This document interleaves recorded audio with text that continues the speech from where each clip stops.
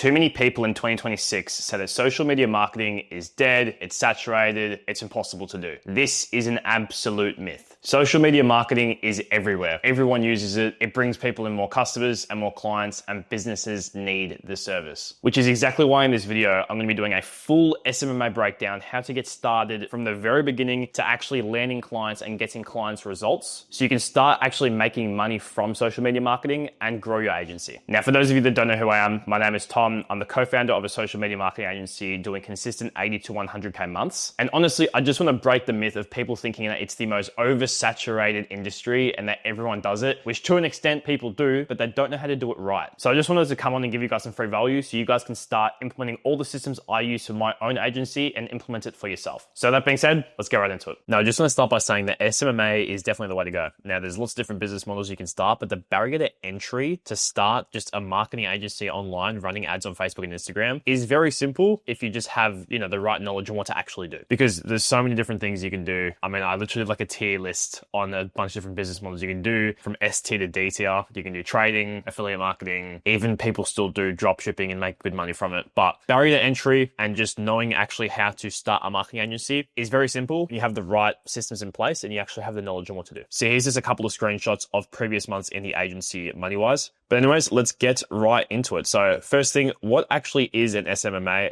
SMMA is simply just a social media marketing agency, but everyone says SMMA is so saturated. Everyone does it in 2026. So many people say that. But the truth is not everyone is actually good at it and not everyone knows how to do it right. And a lot of that is down to this man right here. Everyone probably knows who Bruce Scales is. He's one of the biggest creators in marketing right now, does something called freelance brand scaling. It's just a fancy name for SMMA. It is the exact same thing, but everyone's making different accounts. Everyone has scales in their username trying to sell some sort of growth operating or marketing offer. If you post content or you're selling some sort of service online, it is most likely that you've probably had one of these people with these usernames hit you up and try and pitch you something in the DMs. Happens all the time. It still happens to me. Happens all the time. And that's the reason why everyone thinks it's so saturated, because there's so many people that try to do it. But this is something you can use to your advantage, because that's why the ones who know how to do it properly actually end out on top, because there's so many people that know how to do it properly. Every single business owner, they face the same problem. And that's the fact that they just need more clients or customers. Every single business needs more clients or customers. No customers means no sales. No sales means no money. And no money means simply no business. Clients are a business's lifeline. Without clients or customers, a business cannot operate. For example, a restaurant without customers is literally just a kitchen. A gym without members is just unused equipment. And a construction company without customers is simply just tools. But here is the best part about all of this. Most businesses are bad at getting customers online, which is a good thing because that's what you need to leverage. And that's exactly why SMMAs exist. So SMMA, to put it as simply as possible, is simply just running ads for businesses to bring them in consistent client acquisition. Businesses will pay 5K a month, anywhere between 2K to 5K a month for advertising, and they can make, anywhere from 20, 50K, 100K back. And that's exactly why they'll continue to pay, because they're seeing some sort of return on their investment. And you're not doing a bunch of hard technical tasks. When you first open up Ads Manager the first time, you're probably going to think it's very, very confusing, which I understand, but you get the hang of it pretty quickly if you have the right knowledge on what to do. And you're simply just providing a service, which is paid ads. You're bringing businesses clients. That's it. That is literally it. You're just running paid ads for businesses, bring them in clients, and they continue to pay you because you're bringing them in consistent clients and they're getting paid. So let's run through a quick example. There is a man who has a burger shop. He makes the best tasting burgers in the whole country. No one in the rest of the country makes better burgers than this guy. But the truth is, no one knows about his shop. No one knows who he is, and no one even knows where his shop is located. And that's where you come into his shop and say, hey, I can bring more customers into your burger shop, and he likes the idea of your services. So you just pitch him the idea of running paid ads, and then from there, you run ads on Facebook and Instagram for him. People nearby see the ad, they come to the shop, and they start buying his burgers. So the burger shop owner is very happy. He now has lots of loyal customers who absolutely love his burgers, so he continues to pay you every single month to keep bringing him more customers. He's happy because he's getting more customers, you're happy because you're getting paid, and that is how SMMA works. Very simple. So now let's use an actual real world example. For example, let's say we're targeting the niche kitchen and bathroom remodelers. And for an average bathroom remodeler remodeling job, they can make around $10,000, right? So it's pretty high ticket. But these are the problems that remodelers have. First of all, they have no time to learn ads because they're busy doing their jobs. Second thing, they don't even understand how social media works. They don't understand how ads are even run on social media. And third thing is they're busy doing their remodeling jobs. So they don't even have time to learn it. So this is where you come in. You agree on a partnership with the remodeling business. They pay you $2K to $5K a month for your service. And then what you're doing is you just bring the remodeling business potential clients and they turn them into real paying clients. And the last thing is the remodeling business gets sales, your service is delivered, and you continue to get paid because you're bringing them in money. So let's just run through some simple numbers. For example, month one, you generate 30 leads for this remodeling business. 25 of them don't buy, but 5 of them do, right? So each job on average is worth about $10,000. So because 5 people have bought, that's 5 times 10,000 equals 50,000 generated for the business. So for example, the business is paying you $2K to $5K a month, and you've just brought them in $50,000 in revenue. So why would they cancel on you? They wouldn't. There's no reason for them to. They pay you $2K to $5K, they get $50K back every single month, which is exactly why SMMA works, right? So they're spending less money on advertising and they're getting more money back. They've just 10x their money if they've paid you $5,000. They're putting $1 and they've got 10x the return. And especially after this is month one, there is a clear ROI for the client, which is why they'll just continue to pay on and on. If you're a numbers guy, it's absolutely perfect because SMMA is based simply just on numbers and tracking. You need to be so on top of your numbers because if you track your metrics down to an absolute T, then you know exactly what you need to do within your ads to ensure that you can actually get your clients tangible results and they see some sort of return on their investment. So I'll just run through a quick example of how you can track numbers to ensure that you can actually get results for your clients. So for example, the first thing you always need to know is ad spend. I'd like to think that you know this because you're running the campaign for them and you're setting that budget. So let's say, for example, the ad spend is $100 a day. The cost per book call is $100. So that would be getting 1 book call a day. 1 book call a day means 30 bookings a month. And let's say on average, the close rate is around 25%, which usually industry average is around 20 to 25%. With 30 bookings in and a close rate of 25%, that would equal around 7.5 clients per month at a ticket price of $10,000, which is $75,000 in monthly rev. So a very good number to track is your cost per call, because then you know exactly how many calls are going to be coming in for the client every single month, and also close rate. Another good one as well is show rate, because not everyone's going to show up to the meetings. So if you know close rate, show rate, cost per book call, and obviously how much they're spending as well, you can work out how many qualified shown appointments will go into their calendar and ultimately how many of those they will likely close, which allows you to know how much they will make that month. You're almost just like justifying the ROI. Like they will see the ROI because you have all the numbers there, which is very important. Okay, so that's exactly how SMMA, just running a marketing agency, works. Now we'll get more into the actual, okay, so that's exactly how SMMA works and how running a marketing agency actually operates. Now we'll get more into the very fine details so you guys know exactly what you need to do on your end from complete start to finish, how to just start up a marketing agency from step one to actually landing your clients and fulfilling on your guarantees. So the very first thing you need to do, step one, is you need to work out what niche you want to go ahead with. So step one is simply just pick a niche. You want this niche to be high ticket. So I mentioned before about kitchen and bathroom remodelers. They run a high ticket service. Like they provide a high ticket service around 10K, usually even more. And that's good because that means they will have the funds to afford your services. So make sure it's high ticket. And then another thing which is really important is to make sure that the fulfillment is easy and repeatable. We call this evergreen fulfillment. What this means is you can just provide the exact same service for each one of your clients. So you don't have to find new things to do for every single client that comes in. That's going to be a massive headache. So if you can just repeat the exact same service and it works for every single client, that is absolutely perfect. So last thing, make sure fulfillment is evergreen. So for example, high ticket niche, we'll go back to what we were talking about before. Kitchen and bathroom remodeling is a great example. Now we have the niche, but we need to create a desirable offer. Now a desirable offer has 4 different things: a niche, a result, a time frame, and a risk reversal. So let's run through each 4. Niche, simple, as mentioned above, kitchen and bathroom remodelers. A desirable result, which kitchen and bathroom remodelers want, would be 5 new jobs. Kitchen and bathroom remodelers either want more bookings on their calendar or they just want more jobs. Whichever one you can guarantee on, that will be definitely desirable to them. Next thing is the time frame. Now, obviously, the quicker you can get this result for them, the better. For example, 30 days is definitely a good time frame to have. And this just shows that there's urgency. Like this shows that you can get them the result quick. Because yes, you can get them 5 new jobs, but if it's over the course of a whole year, that's not desirable to them. And the last thing that I highly recommend you have would be a risk reversal. So simply, all you don't pay would be the best risk reversal. It just means if you don't get those 5 jobs for your clients, then they would receive a refund because you haven't fulfilled on your guarantee. So we put all this together, it'll make this offer below. Kitchen and bathroom remodelers above 25K per month, also having some sort of financial qualifier in there just ensures that you're actually working with more qualified prospects. We will guarantee you 5 new jobs in 30 days or you don't pay. Now that is a very desirable offer. Okay, so you've got your desirable offer. Now we'll we'll run through a couple of free ways that you can bring in clients, but we're also going to run through a paid way as well. So there's two different free ways that I recommend, and this takes hard work. It's not just going to be easy. It's not just going to be a breeze. Like, you still do have to put in work in order to actually get paid. Some people just think they can start a business model and just get paid from day one and just do not much work or not put in much effort. That's not true. Like, you actually have to put in work and put in effort in order to actually succeed. So first thing, scraping leads off Google Maps. I 100% recommend this. You find local businesses, you go into Google Maps and you type up your niche. As you can see here, bathroom remodeler, or you can just do kitchen remodeler, either one. As you can see, I did bathroom remodeler, and as an example, it's just giving me 3 different people I can call. Simply, I call them up, I pitch my services, I see if they're interested. Now, you can do local businesses because it gives you something to talk about, and you can say that you're from around the area. But because you're doing an online service, you're just running their ads, you don't need to be in the same location as them. Like, you don't need to meet them in person. You can simply just hop on a Google Meet or a Zoom. So with that being said, you don't have to limit yourself to only people in like a 20-kilometer radius. Like, you can branch further out when you're actually trying to call up people from Google Maps. Next example, which I also highly suggest, is Instagram suggested accounts. For example, someone in the high ticket coaching niche would be Serge Guattari. What you would do is simply you would just follow him. And then as you can see here, there is the suggested for you section. Now, it's just given me 4 different options of different people that are in the same niche, which I can also message. And it just becomes a consistent process of just messaging, pitching, lots of different accounts. And you can just repeat the process. For example, I've just followed Serge Guattari. I shoot him a message. Next thing I see John Hollins, I would follow John Hollins, send him a message, and then more suggested accounts would come up under John Hollins. It's just repeatable. It's never ending. Now, what I recommend with this is 50 to 100 calls/DMs a day. I think Instagram limits you. I mean, with Instagram, you can use multiple accounts. So I would just recommend doing that. But with calls as well, there's not really,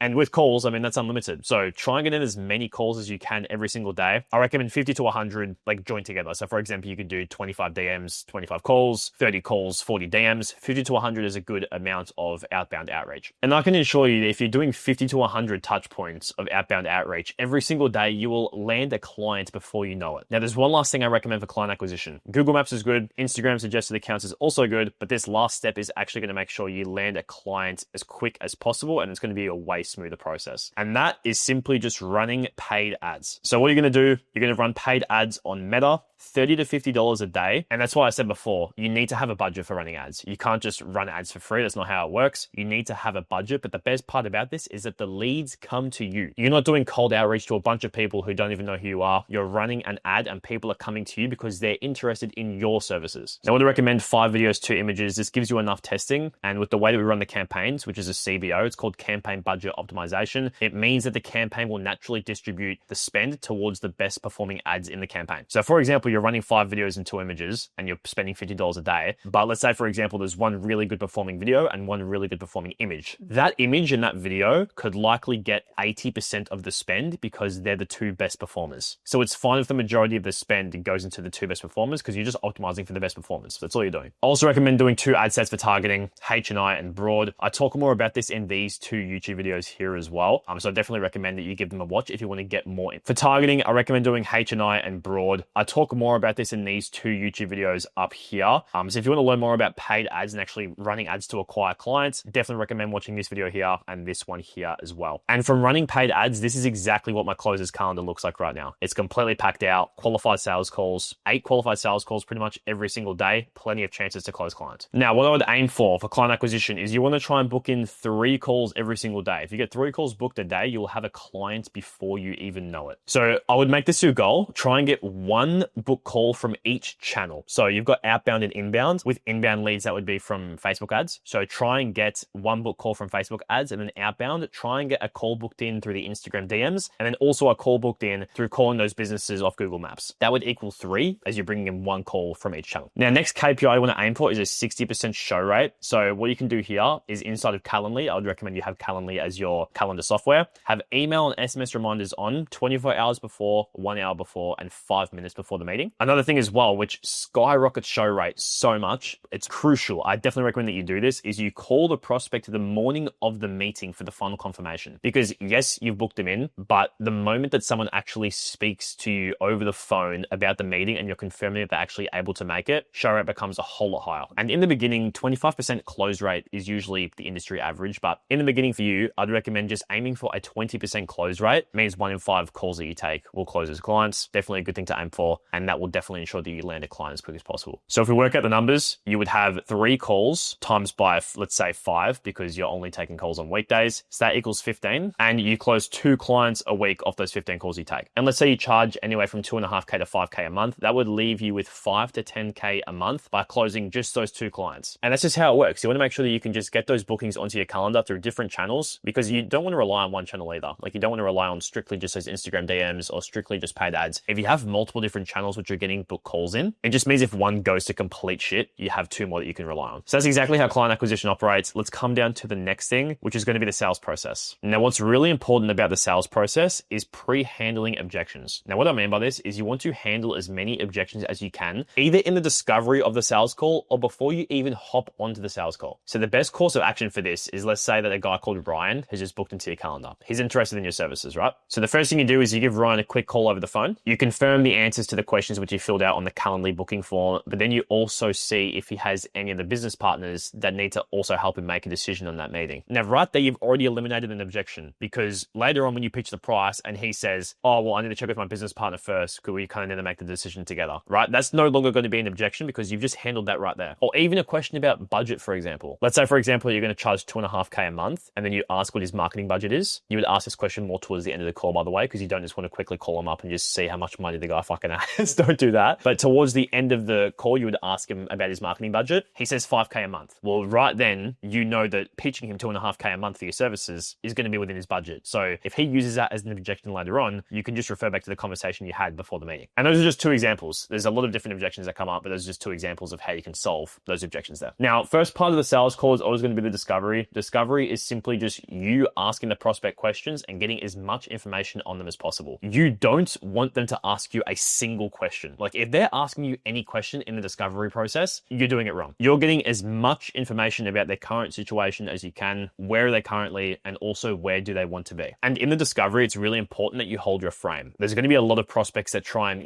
get through to you and ask or just tell me how much the price of the services are. They'll just want to know the price, and you can't let them take your frame. You need to have the frame throughout the whole discovery. So after the discovery, that leads straight to the pitch. And I recommend in the pitch, you use a unique advantage. Now, there is so much competition online nowadays of people trying to sell the same stuff to the same industry. You need to have a unique advantage, or also referred to as a unique mechanism, which simply just shows why you and the way that you run your services is exponentially better than your competitors. So you need to come up with some sort of unique advantage. How are you different to your competitors? Why do you get different results to your competitors? Why are your results better than your competitors? Why is the way that you just run your business exponentially better than competitors? And that will ensure that people actually go to you and see you as the authority. Next thing is to ensure the prospect is actually the right fit. You don't need to take on every single person as a client that you hop on a sales call with. As much as you probably want to in the beginning, which I'd understand, some clients can be absolute headaches if they're not the right fit. Like, there's been some people that we've hopped on calls with, and it's just like, you could pay me, but I don't even know if I want you to pay me, because it's just going to be an absolute nightmare for the next 3 or 4 months. So ensure that they're the right fit, ensure that where they're currently at in their business and where they want to be aligns with what you can offer. And that will mean, and also just to make sure the client experience is better as well, I would recommend that you always under promise and over deliver. This will just leave you with happy clients. You don't want to over promise and promise the world and then under deliver, because every single client will just be completely pissed off. Okay, next thing, make sure the prospect is sold on your offer and services before you pitch the price. This is crucial. You need to get confirmation that they're sold on the services and that they definitely think that the services can help them out and get them to where they want to be. Because otherwise you're pitching your services and pitching the price to someone that's not even sure if the service is going to help them out. And obviously you're going to know what the answer is going to be. You're going to pitch them the price and then it's going to say no, because they're not sold on the services. So you need to get confirmation that they are fully sold on your services and what you have to offer. Next thing, price drop. There's a few different things you can do for price drop. I know a lot of people say, drop the price and don't say a word. Like,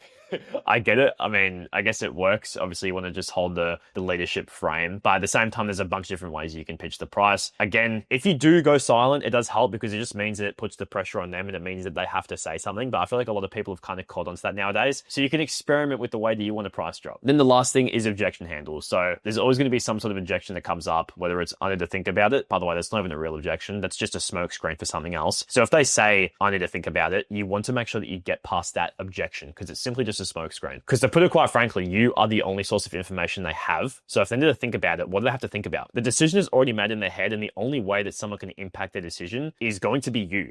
You're the only person, because you're the only person that can actually give them more information about what it is that you do to actually help them out with making a decision. After objection handling, you want to receive the payment on the sales call. Don't wait until you get off the meeting. You want to receive it on the sales call, because I'm sure a lot of people in the beginning stages, the prospect would say, yep, I'll pay after I get off this meeting. Yep, for sure. Done. Let's get started. The payment just never comes in.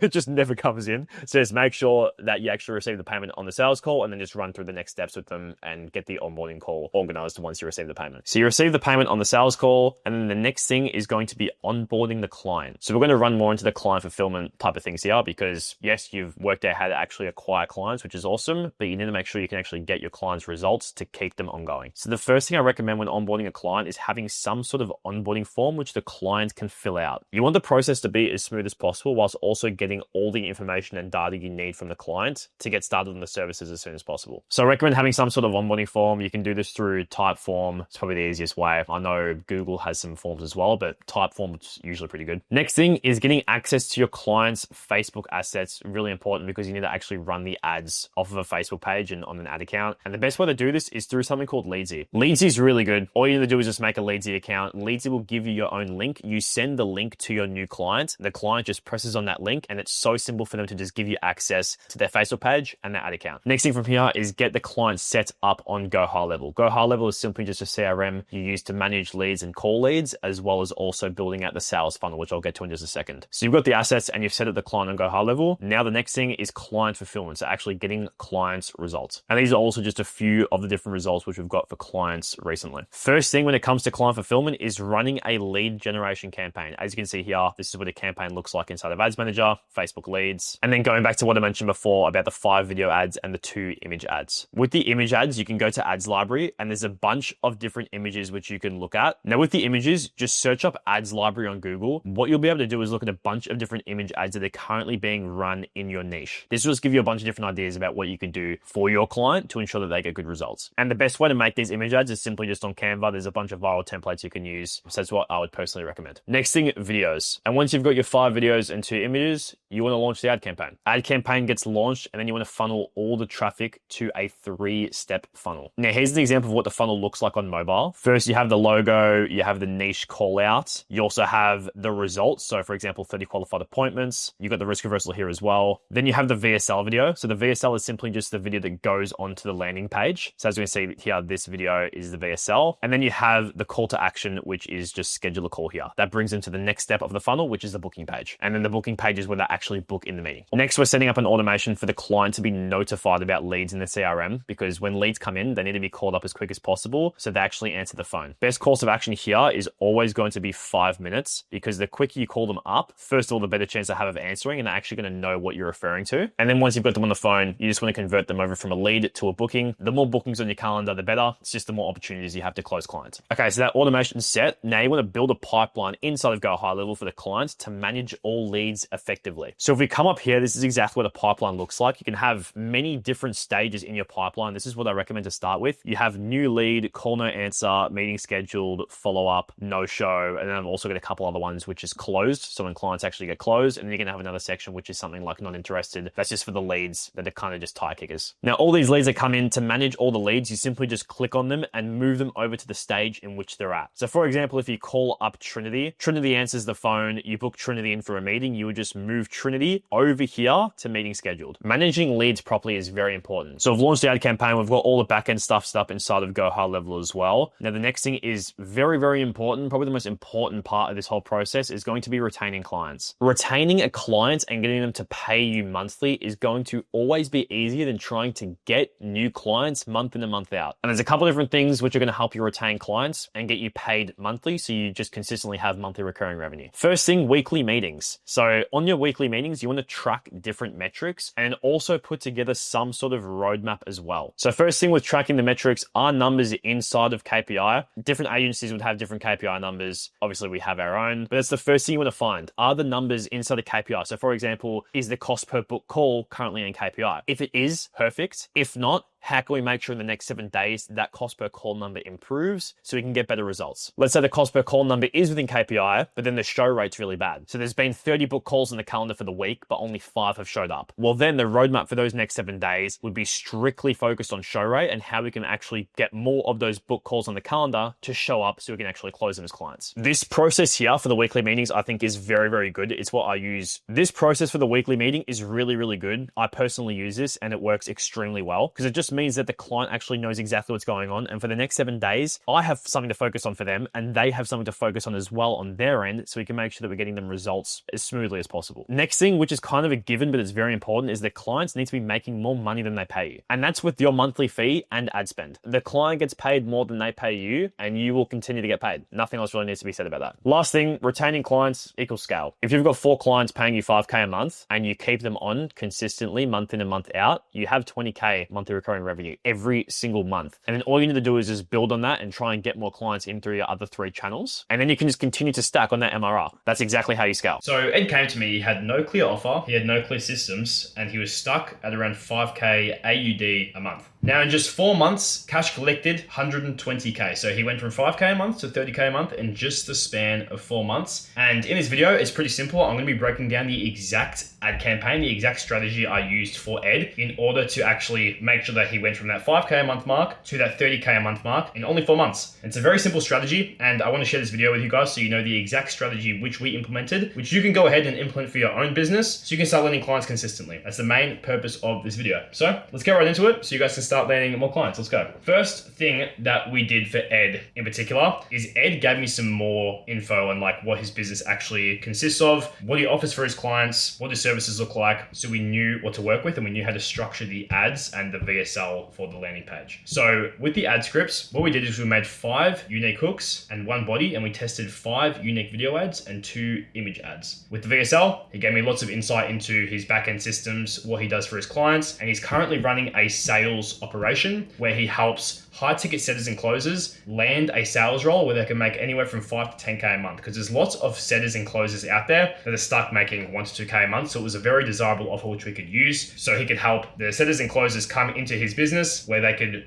go from making 1 to 2K a month to that 5 to 10K per month goal. So that's what his operation looks like. And I'm going to show you exactly what we did with his ad campaign. So guys, if we come into his ad campaign here, as you can see, we've obviously got like quite a few different campaigns which we have run through, but the original campaign was this CBO campaign, which we got $4.73 per lead and 2,300 leads generated. It's a lot of leads, but this isn't in USD. This is AUD, as you can see here, 200 AUD and a $4.73 AUD cost per lead, which is ridiculous, and the cost per book call of around $20, which is insane. So I'm going to go right into it. First thing you guys are going to do is obviously come into your ads manager. I'm pretty sure you guys are going to be familiar with what this looks like, and press on to create. Now, obviously we're doing a lead generation campaign. So that means the main campaign objective is going to be leads. So make sure you guys go ahead here and select leads, press continue here. And what we're going to do is we're going to do, as I mentioned before, a CBO campaign. So you guys can call the campaign name whatever you want, but what I want you guys to know that it is a CBO campaign. So there's 2 different campaigns that we can run. We can run a campaign budget, which is CBO, and ad set budget, which is ABO. So all campaign budget means is that the ad spend is being shifted in towards the ads which is performing best, and the ad sets as well. So for example, if you were to run an ad set budget and you were to do 2 different ad sets, you can put $25 into each ad set, meaning each ad set gets the same amount of spend. Whereas with campaign budget, if we're running a campaign at $50 a day and you have 2 ad sets, one day, one ad set can get $35 worth of spend and the other one can get 15. It depends on what Meta finds is performing best. It will shift more ad spend in towards that ad set. So we run it with campaign budget and we did $50 a day. Obviously this is going to depend on your budget, but $50 a day is definitely a good place to start in order to start generating a good volume of leads and actually getting a good amount of book calls on your calendar. So if you can spend $50 a day, that's perfect. If not, I would recommend spending minimum 30 is going to get you good enough lead volume. But this is all you're going to do in the campaign level, and then you're going to come down to the ad set level here. And we're going to run 2 different ad sets. So the first ad set that we're going to run is broad. You want to select your page here. The page that we ran for Ed was his page here, which is Blue Ocean Closes. Make sure your performance goal is to maximize the number of conversion leads. Then you want to come down here and you want to tweak your audience. So for Ed in particular, he wanted to target the big 4, which is Australia, UK, US, and Canada. This is obviously dependent on where you're from. I always think it's better to target the location which you're currently living in. So Ed is from Australia, so we obviously targeted Australia, and we targeted the other 3 countries in the Big Four. So we added in United Kingdom, the USA, and then also Canada too. Now, if you're someone that's living in the US, I honestly would recommend to begin with is just to test the US market and just stick with targeting US. But you can target Canada too. At the same time, the currency conversion from USD to Canadian, it makes everything like 1.5 times more expensive as well. So I honestly recommend nowadays just target US to begin with, see how you go. You can go ahead and go into the Canadian market, but to start with, I would honestly recommend just sticking with US because I'm sure a lot of you guys watching this are probably from the US. So I've got the Big Four here in the locations. Now what you want to do is come down to placements here and press on show more settings. As you can see here, the main platforms that we want to be running the ads on is going to be Facebook and Instagram as we're running a Meta ads campaign. But what Meta does is like automatically selects audience network. Now what audience network is, if you download a app like Candy Crush or a random games app, you'll find that sometimes when you complete a level, an ad will come up, and that is what audience network means. I even saw someone that had a bus stop app or like a bus app on their phone, and an ad came up on that bus app, which is run through a Meta ads campaign. So what you want to do is turn off audience network. It's going to be easier to find your ideal client on Facebook and Instagram rather than someone who's playing Candy Crush. So just stick to these 2 here. That's going to be the best thing you want to do. And that's what you want to do in the platform section. And that is what the ad set level is going to look like. Again, the ad set level is pretty straightforward. Just make sure you change the location. Make sure you obviously name the ad set name broad to begin with, because this is going to be a broad ad set. And make sure you have this on conversion leads. And last thing, platform, make sure you have Facebook and Instagram selected. Now to give you guys a little bit more insight into why we run a broad ad set, what a broad ad set is quite simple. So the scripting in your video ad, or just the ad itself, that is what Meta is going to target these ads towards inside of this ad set. So it's a broad ad set. So for example, with the ads that we're running for Ed was targeting his ads toward current or aspiring high ticket setters or closers, right? So naturally, what Meta's going to do is shift the ads and target those people based off the scripting and the messaging inside of the ad itself. Quite cool how it's able to do that, but that's why we leave one of the ad sets broad, and I'll get to the other ad set in just a second. Okay, so we've done the campaign level, we've done the ad set level as well now. So next thing we want to do is come to the actual ad level. And in the ad level, pretty simple, just want to make sure that you name your ad. So just call this one ad 1. As we can see here, Facebook page is selected. Make sure with multi-advertiser ads, we turn this off, because all it is just Meta having their own AI systems that they want to put in place. But we want to make sure that we are in control of the ads we're pushing out. We don't want any of these AI, recommendations to be in our campaign, because that just means that Meta is just kind of taking over control and doing what it wants with your campaign. We want to be in control of the campaign. We want to make sure that we actually push the ads in front of the people that we want the ads to be in front of. We want to put our ads in front of the right eyeballs. Now, next thing you want to do, you want to scroll down to where it says add creative, and this is where you're going to upload the ads that you want to publish. So as you can see here, we press on setup creative video ad to begin with. And now that we're on the media section here, all you need to do is just come to upload and then select the files of your ads so you can upload them inside of this section. Now, the original ads that we ran for Ed were these ones here. So I'm going to select these ones. So simply just press on the ad, press next. Okay, so the media section is done. Trim, we just want to make sure that we just skip continue this, because obviously the ad is going to be the way that you already want it to be. Crop, as long as everything is an original, that's perfect. And now we are on to text. So this part's important. So there's a few different things we need to fill out here. First thing, with primary text, obviously this is the part that's going to be like the caption or the description, which people are going to see on the ad itself. So with the primary text, all you want to do, which I recommend, is just putting in the script of the ad itself. So if you have the script of the video ad, simply just come here into primary text, paste it in, make sure it all looks clean. So just make sure that each part's split up. This part here for me is already looking pretty good. So like there's just gaps in between each part. For example, like at this part here, just make that look cleaner. And this looks pretty clean, right? So this is what you want to do with the primary text. Very straightforward. Again, with this part, the Advantage Plus creative text, just make sure this isn't on. So just get rid of apply if you just press this here. So make sure it's applied to none. Same thing with this one here, apply to none. Perfect. And then with the headline, what you're gonna do is we do 2 different headlines that we want to test. First headline is you want to target the niche in this headline. So obviously the niche we're targeting is high ticket setters and closers. Simply just type high ticket setters and closes. Listen up. That's the first headline we do. Second headline that I do is actually putting the headline as the result which you're going to get for this specific target market. So obviously what we're offering for this market is a 10K per month role as a high ticket setter or closer. So simply what we're going to do is land a 10K per month role.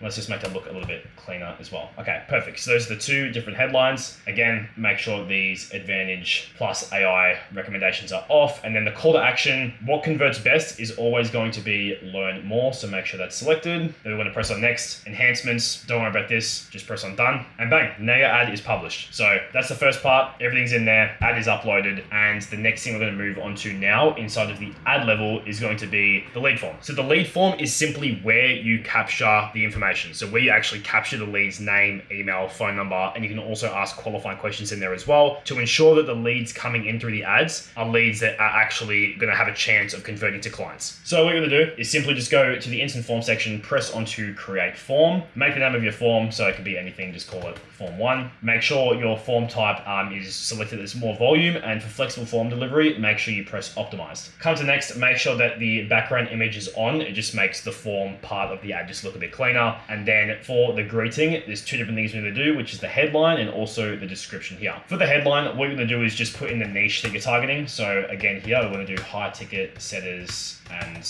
closes. And for the description, simply just please click continue below. Then go ahead and press next. Now, this is the questions part. So this is the part where we're actually going to capture the lead's information, right? So as you can see here, we've got the full name, email, phone number. Make sure the full name is at the top, the email is second, and the phone number is third. It's just the cleanest way to actually make sure you collect the lead's information, and make sure that the phone number is not on optional, because it's not optional, but you need to make sure you collect the phone number of this lead. So make sure that optional is not selected. For the description, again, simply just put, please answer the below questions. And then you want to add in one qualifying question. So I only recommend adding in one question, especially to begin with running an ad campaign. Reason is because at the beginning, you don't want to have much friction on your lead form. The reason is I recommend doing this is because you want to maximize lead volume. So keeping low friction on the lead form whilst being able to test the quality. Because if you can have good quality coming in, good quality leads coming in whilst maximizing volume, you've killed two birds with one stone. You know what I mean? You've got quality and you've got volume. But if we find that obviously there's not much friction on the lead form, so if we find that the lead volume is really high and the quality is not so good, then what we can do is we can tweak the lead form to ensure that we have the best possible quality coming in. So the question which we did for Ed was fairly straightforward for this qualifying process. And it was simply, are you a high ticket setter or closer looking to work on an offer that generates you 10K per month? And then it would be two different answers. Yes or no,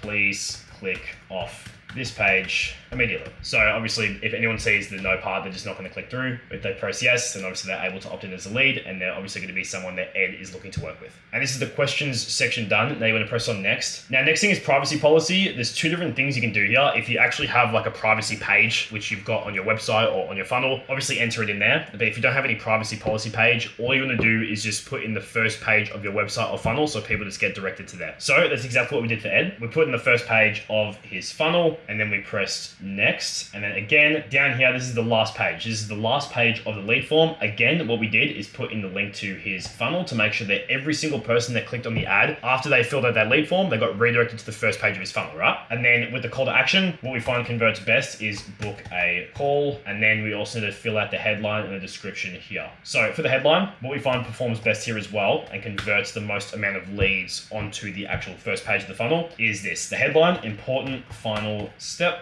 And then description, please click the blue book a call button below to claim your spot. So that is exactly what the last page of the lead form looks like. Now from what we did from here, press create form, and now the form is created. As you can see, form 1 has now been created. Now the last thing we did inside of the ad level itself is to make sure that we had a pixel tracking code and a pixel actually integrated inside of this campaign. So what we want to do is you want to make sure that you come down to tracking here, go to the CRM events, and then it will say website events. With website events, make sure that this is on and a pixel is selected onto your ad account. Now, the reason you want to have a pixel selected inside of your ad campaign is because leads are going to be coming in, book calls are going to be coming in as well. But at the same time, you want to make sure that over time, the quality of these people are getting better and better. So what a facial pixel does is it triggers when it finds your exact ideal client. And what you can do from there is make sure that Meta naturally finds more and more of these people because the pixel is only triggering on those types of people. Now, there's a lot of different backend systems that I'm going to go into depth in another video with, but there's a lot of different backend systems you can put in place to make sure that the pixel only triggers on specific people that come in. Because if the pixel triggers on everyone, that doesn't really do anything. So the pixel needs to trigger only on specific, the best of the best quality to ensure Meta is trying to find more and more of those people. So as we can see, pixel here is selected, and this is pretty much the campaign level, ad set level, and the ad level done. Now, obviously we didn't normally run one ad, so I'm going to run you guys through exactly what we do with the other 6 ads which we're doing, because we're going to run 7 ads in total. So that's exactly what we're going to get into depth with now. So ad 1, what you want to do is just press on the 3 dots here, press on duplicate, and then number of copies, just do the number of ads which you want to do. So let's say, for example, you're running 5 ads. Obviously the number of copies you would do 4, because the original ad plus 4 more equals 5. Let's say you want to do 10 ads, you would do 9 copies, etc. So in our case, we're doing 7 ads here, so we're going to do 6 copies, press on duplicate, and then all you want to do here is simply just press onto the next ad down, so add 1 copy, and then change the name to add 2, scroll back down to where it says the ad creative section, delete this part, add video, and then make sure that you're selecting the different ads. So for example, we've already done ad 1 here, we've already got this ad into this campaign, so the next one along is this one, so we're going to press this one here, skip all the sections because it's just a duplicate of what we've already done. That one's done. Next one here, do the same thing, add 3, come down, delete the original, add the video in, the next one along. Okay, so now put all the 7 ads inside of the campaign. We're all good to go, boys. We're sorted. So now what you're going to do is you want to come to the ad set level where it says broad, press on the 3 dots and duplicate this ad set, as we want to run 2 different ad sets. So as we're only running 2, the number of copies just needs to be 1, press on duplicate, and now we have a copy of that original broad ad set. So what we're going to do here is change the name. What we're going to call the name is HNI. What HNI stands for is hyper niche interest. Now, obviously I run you guys through the broad targeting, so how we're going to do the targeting in the broad ad set, but with HNI, which is hyper niche interest, the targeting is a bit different. So there's 2 different things that we need to do inside of this section here,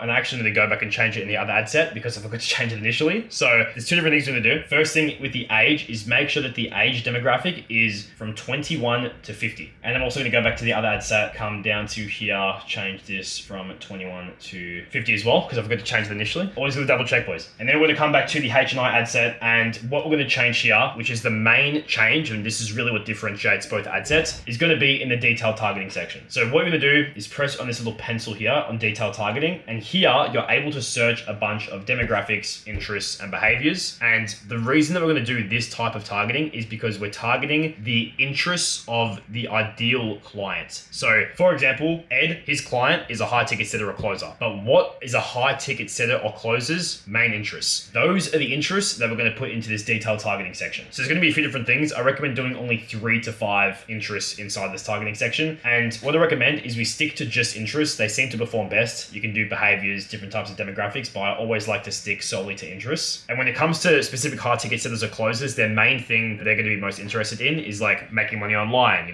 passive income, like a bunch of different things that you see online about making money, because that's just what they're going to be most interested in. I know a ton of different high ticket setters and closers, and I guarantee that's mainly what's going to be on their Facebook and Instagram. So that is what you want to target. So for example, we've got passive income. That's going to be a good one. Come down here as well. We've got different ones. I saw freelancer, which is good. So we're going to select freelancer here and careers. Next one is we're going to do some type of sales, obviously. So we're going to simply do sales, business, and finance. And the last one we're going to do as well is self-employment, because technically a lot of these people are self-employed and they get to kind of work on their own hours. And that's a lot of, people's dream. They're the high ticket setters and closers. So that's the last interest we're going to put in: self-employment, careers. So there you go. 4 different interests inside of this detailed targeting section. So this is pretty much what the whole ad campaign looks like. So it's pretty straightforward. This is the full breakdown. This is everything that we put inside of Ed's original campaign, which was able to get him from 5K a month to 30K per month in just the span of 4 months. But the one last thing I want to run through with you guys, which is also going to be very beneficial for you guys to know, is going to be what the funnel looks like, because obviously every single lead that comes through the ad and fills out that instant form is going to get redirected to the sales funnel where they're able to book in a meeting, right? So that sales funnel part is going to be very important, because leads are good. Everyone likes getting leads, but a book call on your calendar, which is a chance to actually close a client, is always going to be a lot more beneficial. So here is the first page of the sales funnel, which we ran for Ed. And the sales funnel that I run is very, very straightforward. It's extremely simple. And the reason is because the more stuff you have on this landing page, the more,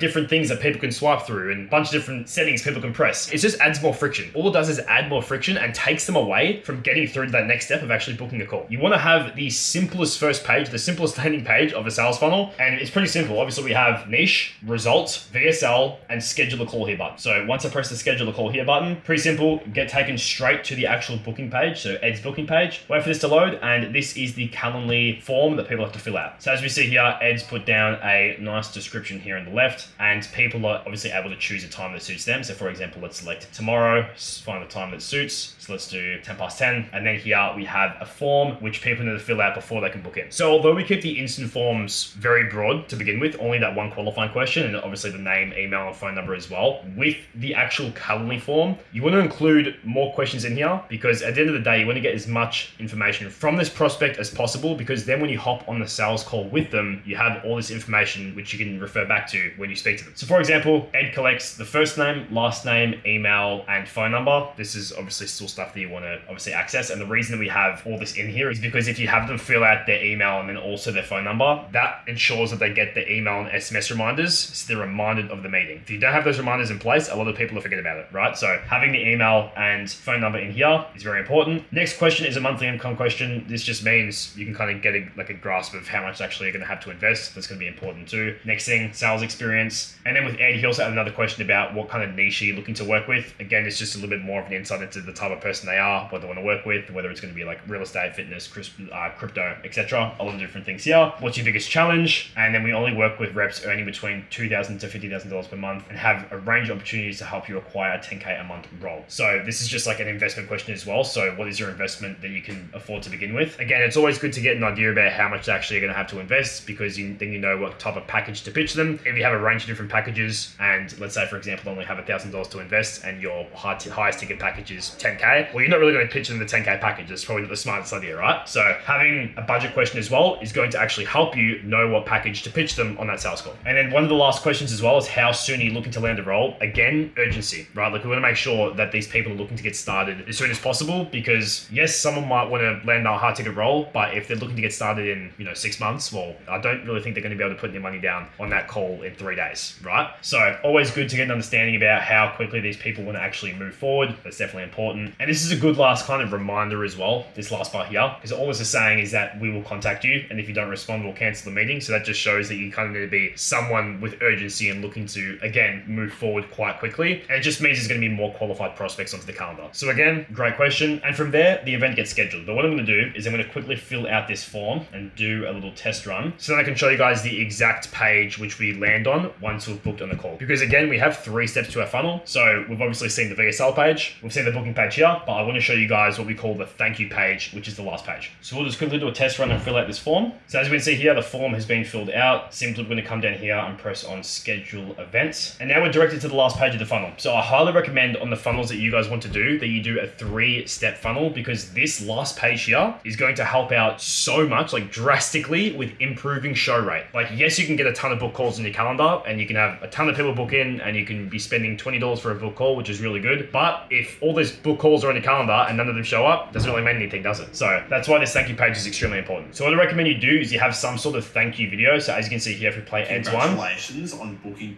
What Ed pretty much discusses is he discusses a few different things. He discusses the fact that you need to press yes onto the Google Calendar invitation that you would have been sent over, which means that the meeting shows up onto their Google Calendar. Also some other things as well, like make sure to the call in a quiet place as well. So that is the last step of the funnel, and that is the exact system we use for Ed, and to help him go from 5K a month to 30K a month with just some simple systems in place. It wasn't a lot. We didn't do a bunch of different back-end AI automations or a ton of different things. It was just simple systems which you put in place for him to ensure that he was getting good lead volume, good call volume, and quality prospects on his calendar that he was able to close his clients. So I hope you guys enjoyed this video. I'm going to leave Ed's YouTube link in the description as well. Anything in regards to sales, Ed will help you out. He's got a bunch of different videos which are going to help you in regards to learning high ticket roles. So if you are a high ticket setter or closer and you're looking to land a role making 5 to 10K a month, then I would highly recommend that you click on his YouTube channel below. And if you want a little bit more insight into how I actually run these ad campaigns, all the back-end systems, everything I just ran through on this call, you can simply just book a one-on-one call with me below, free one-on-one consultation call. We can discuss everything that you want to go through and we will go from there. So again, I hope you guys found this video beneficial, and I'll see you guys in the next one.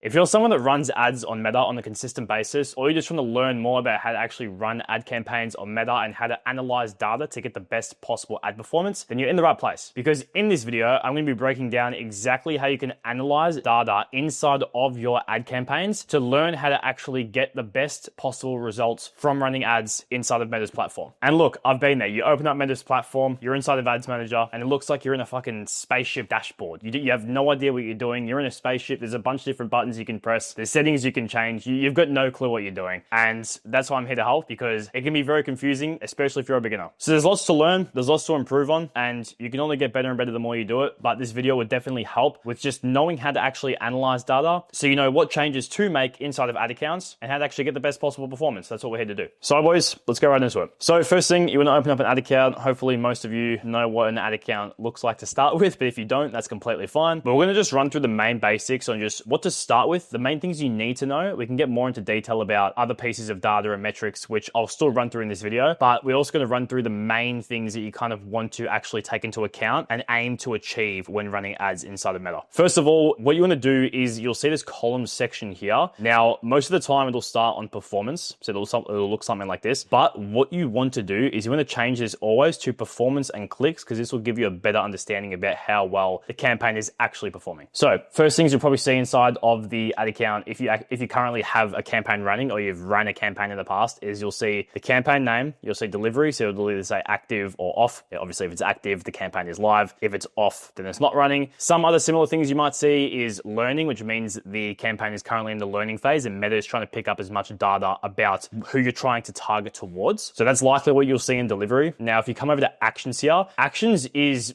been relatively new. It's been here for a little bit, but it's still a newer feature. This is where Meta gives you specific recommendations on how you can improve the campaign based on what they recommend, but also the different like AI enhancement settings, which honestly, you don't want to go towards that. What this means is it just gives you recommendations to optimize for the best performance based off of the AI recommendations. But honestly, you want to be in control of the campaign. You want to run it the way that you want to. I would never follow the AI enhancements or recommendations. Honestly, I find that they don't really even perform that well. I would stick to doing everything manually, putting in the settings and putting in the specific targeting yourself, so then you can actually work out how you want to structure the campaign rather than just letting the AI do it for you. Next thing here, attribution settings. So it'll just be on 7-day. Just keep it on 7-day. This just means that Meta is trying to optimize for people that are the most likely to convert within 7 days, which is what you want to do, because if it's any longer, then no one's going to convert from the ads you're running. So just keep this on 7 days. Now you've got results. So with running ads, you'll have two different types of metrics. You'll have primary metrics and you'll have secondary metrics. So I want to quickly break down the primary metrics and the secondary metrics so you guys know exactly which one you should kind of try and aim for. Now, when running a Facebook ad campaign, you always want to aim to achieve the best possible primary metric. You always want to optimize for your primary metrics, which is going to be results. So leads, sales, ROAS. It's going to be, these are the metrics which are going to actually benefit you the most because they're actually going to give you tangible results. So for example, on this campaign, it's a lead generation campaign. As you can see here, actually we're currently on 30-day, so let's change this to maximum. But as you can see here, 44 leads, right? So this is the result. The main purpose of this campaign, it's a lead generation campaign. So we're optimizing for leads. And that is the whole purpose of the ads we're running, is we're trying to generate leads, right? That's why it's a primary metric. Same thing with ROAS. ROAS, return on ad spend. This is also a primary metric because it gives us some sort of tangible result, right? So for example, ROAS, let's say for example, you put $1,000 into ads, and based on the clients that you have actually acquired due to running these ads, you've got $5,000 worth of clients. Well, your ROAS is 5x, right? And that's a very important metric to know because you actually can change or tweak the ads based off what your ROAS is. So always the best two things to keep in mind. If you're running some sort of sales campaign and you're trying to advertise a product, then your main metric you'd be looking at there would be something like a cost per purchase. So how much it costs for someone to actually purchase your product based on how much you've spent on ads. But that should give you guys a pretty good example of what we're trying to do with the results. We're trying to optimize strictly for primary metrics, leads, purchases, ROAS. Obviously, it depends on what kind of campaign you're running, but those are going to be your main three. Now, if we scroll down to here, you might start to see some confusing numbers, but we'll run through a couple of things. So we'll go down. First thing is going to be reach. Now, reach is very straightforward. Reach is simply how many people have actually seen your ad, how many accounts have seen your ad. Now, I'm also going to run through impressions as well because reach and impressions are kind of interlinked. So reach is how many accounts that your ad has actually hit, but impressions is how many times your ad has been seen. Now, some of you guys have probably just been doom scrolling on Instagram. You see an ad, then you probably get off your phone, hopefully go outside, maybe touch some grass grass, and then you actually come back inside, go back on your phone, and then you see the same ad again. Now, this is exactly what impressions is. So impressions is how many times your ad has been seen, and reach is how many accounts have actually seen the ad. So if we're looking at this campaign in particular, you've got 4,780 reach, so 4,780 people have seen the ad, and then if we go to impressions, the ad has been seen 9,030 times. Now, these are all secondary metrics, which I'm going to get into more in just a moment, but this also leads to frequency. So reach, impressions, and frequency are all linked in together because frequency is simply just impressions divided by reach. And with frequency, a good target to try and aim for is going to be 2.5 or less because you want to make sure that someone is taking action on your ad instead of consistently seeing it and not doing anything about it. If your frequency is high, it just means that people are seeing your ad consistently. They're seeing it over and over again, but it's not really hitting the right target audience because they're not taking action and moving on to that next step, clicking the link to move forward. So as we can see here,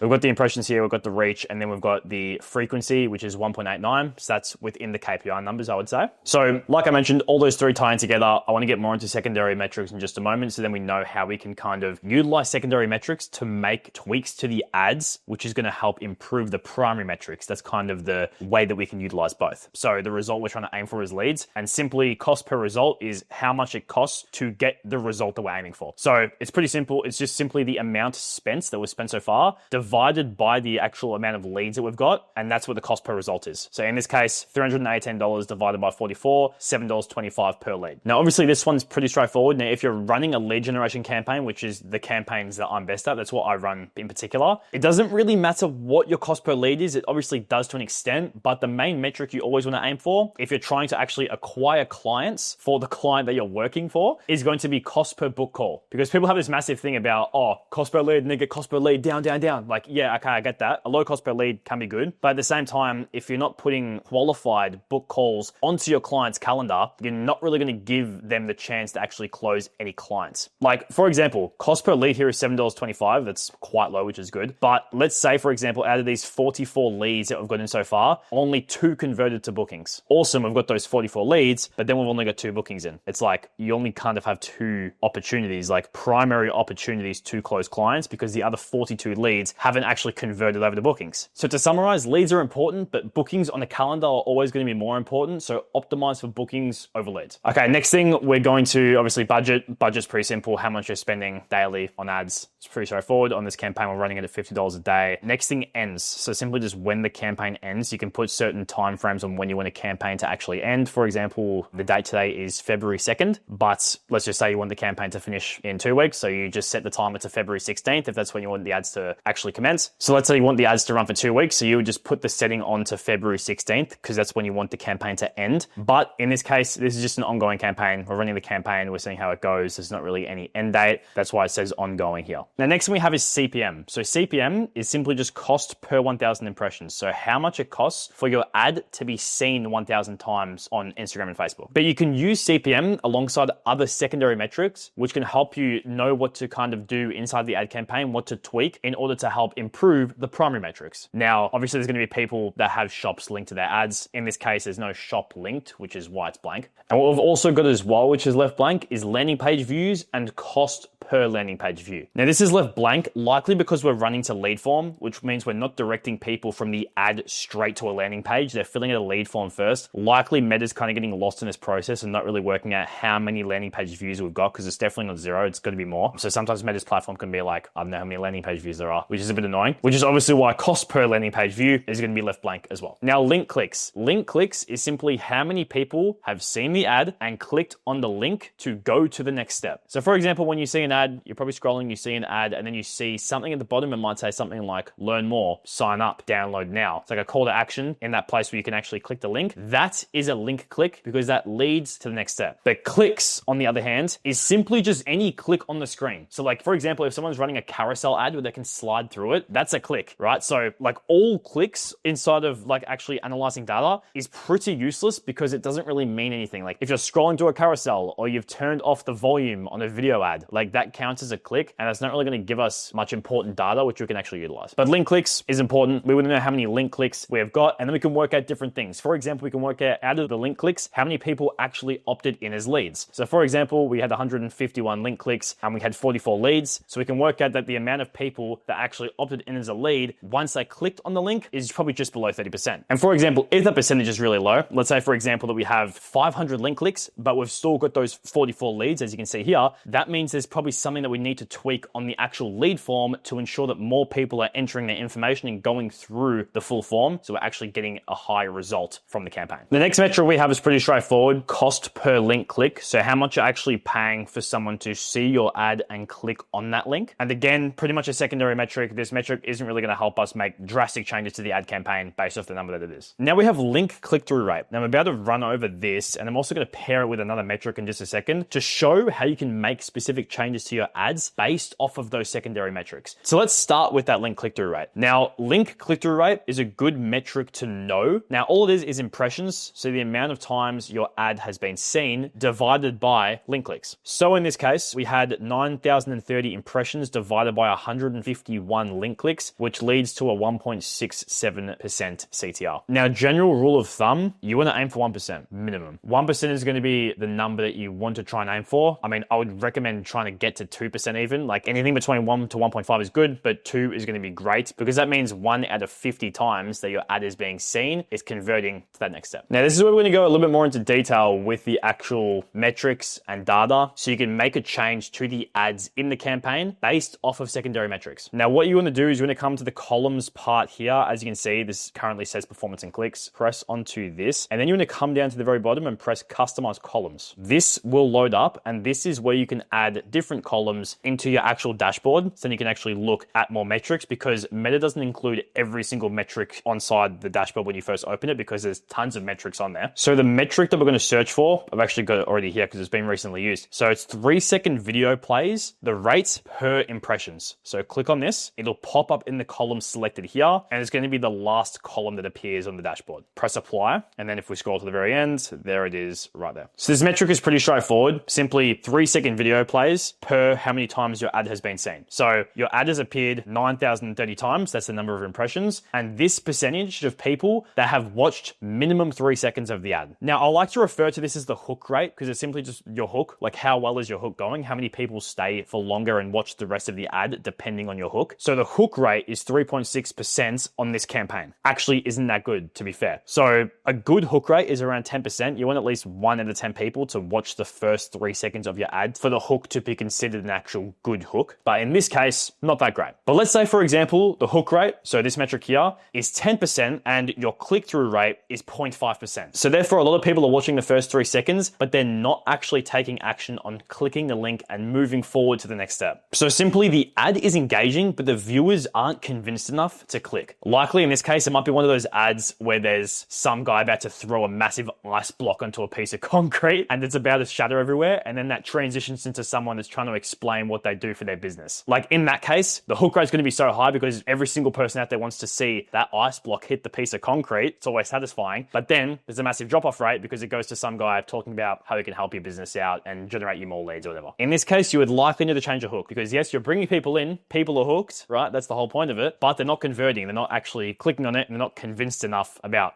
actually clicking on the link to go to the next step. And that's just one example, right? Like in that case, you know that your hook needs to be changed because yes, it's hooking people in, but at the same time, it's not converting people. It could also mean 2 other things as well. So let's say, for example, you do have that high hook rate and that low click-through rate. That could mean that you might just need to improve the value of your offer, or something else, like you might just need more proof that you can actually deliver on your promise too. Or another example of pairing secondary metrics is something like, or having a high click-through rate, so probably something around 1.5%, which means 1.5% of people that have seen your ad have actually clicked through it, but having a low conversion rate. So the amount of people that have gone onto your site and haven't purchased anything off your site. This is good for ecom. So click-through rate is 1.5% and the conversion rate is something like 2%. Now this likely means your ad is performing very well, but your landing page or website is the problem. Because I mean, people are clicking through the ad like they're interested, but then they hit that landing page or website and they're not buying, they're not converting. Now in this case, maybe your landing page isn't congruent enough. There might be some unexpected fees on the website of the landing page, or you might just not have enough proof of results or reviews. So honestly, if there's anything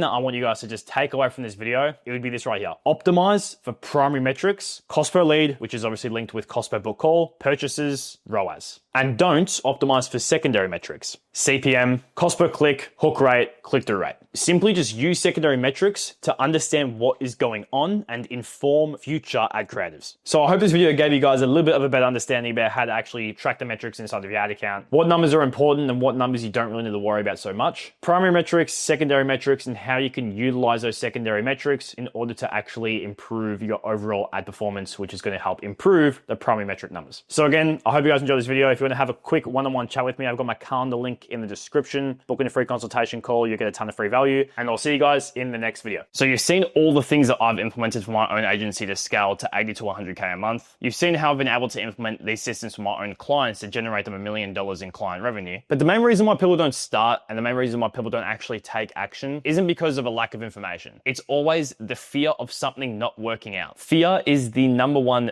biggest killer of dreams. People fear being judged by others. People fear that they're wasting their time if something doesn't work out. People fear that they're going to lose money if things don't go the way that they want. And that's exactly why 99% of people fail. But if you want to actually start a social media marketing agency, I'm just showing you exactly what I do from start to finish, step by step, exactly what I do for my own agency and implement for others to help them get the best results possible. And also why social media marketing is not saturated as well. So I hope you guys did enjoy this video. If you want to chat further with me and get some more info about how I run my agency, what I implement for my clients, further information to actually help you out, I've got a link to a free one-on-one consultation call in the description of this video. We can have a quick chat and talk about what we can do for your agency to scale it or just get it off the ground. But I really hope you guys did get some value out of this video, and I hope you guys can implement some things for yourself in order to actually start making some money with social media marketing. So I hope you guys enjoyed this video, and I'll see you in the next one.